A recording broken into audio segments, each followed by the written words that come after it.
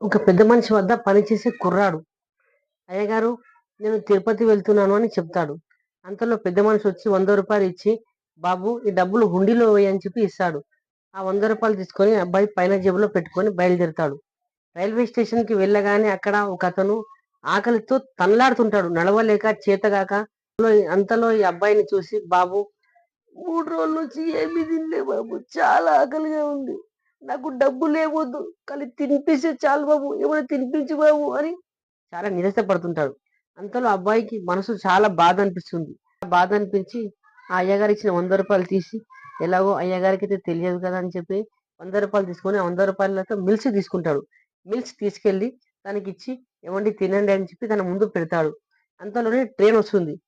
గబగబా వెళ్ళి ట్రైన్ లో కూర్చుంటాడు. అంతలోనే తన అయ్యగారికి కలలో సాక్షాత్తు వెంకటేశ్వర స్వామి దర్శనం ఇచ్చి, అయ్యా నువ్వు పంపించిన రూ. 100 నా వరకు చేరాయి అని చెబుతాడు. అంతలో నుంచి కలలో మేలుకొచ్చి తను వెళ్ళి ఎక్కువసేపు కాలేదు, అంతలో తిరుపతి కూడా చేరుకున్నాడు అని చెప్పి ఈ అబ్బాయికి ఫోన్ చేస్తాడు. ఫోన్ చేస్తే ఫోన్ లో జరిగిన విషయం అంతా చెబుతాడు. అందు గురించి అంటారు, మానవ సేవే మాధవ సేవ.